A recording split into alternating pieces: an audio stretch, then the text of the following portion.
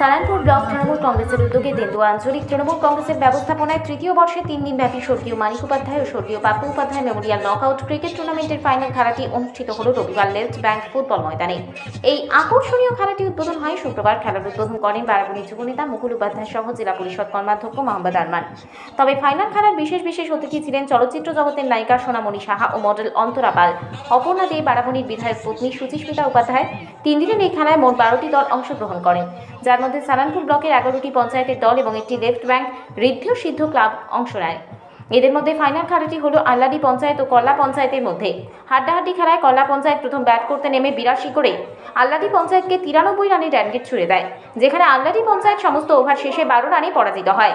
জয়ী কল্লা পঞ্চায়েতের দলের হাতে 50,000 টাকা নগদ পুরস্কার সহ সুন্দর ট্রফি তুলে দেওয়া হয় এবং পরাজিত দলের হাতে 40,000 টাকা সহ ট্রফি প্রদান করা হয়। তাছাড়া ম্যান অফ দ্য ম্যাচ হিসেবে একটি স্কুটি দেওয়া হয়। একই সাথে আরো বিভিন্ন পুরস্কার খেলোয়াড়দের মধ্যে তুলে দেওয়া হয়। উপস্থিত প্রধান অতিথিরা এসব পুরস্কার তুলে দেন। এদিন বিশেষ অতিথি ছাড়া উপস্থিত ছিলেন সালানপুর ব্লক তৃণমূল কংগ্রেসের সভাপতি মোহাম্মদ আরমান, সহসভাপতি ভোলা সিং, সালানপুর পঞ্চায়েত সমিতির সহসভাপতি বিদ্যুৎ মিশ্র সহ আসানসোলের ডেপুটি মেয়র ওয়াসিমুল হক, বারাবণী ব্লকের যুবনেতা মুকুল উপাধ্যায়, মহিলা তৃণমূল সভাপতি অপর্ণা রায় সহ ব্লকের নেতৃত্বরা।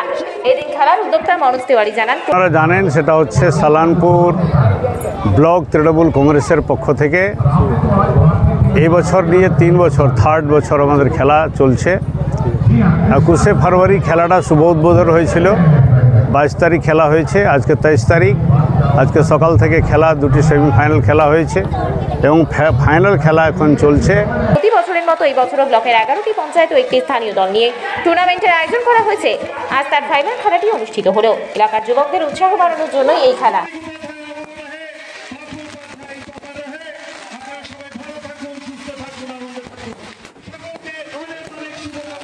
আমরা 11টা পঞ্চায়েত এবং যারা অর্গানাইজ করেছে 12টা টিম নিয়ে একটা খেলা অর্গানাইজ করা হয়েছিল।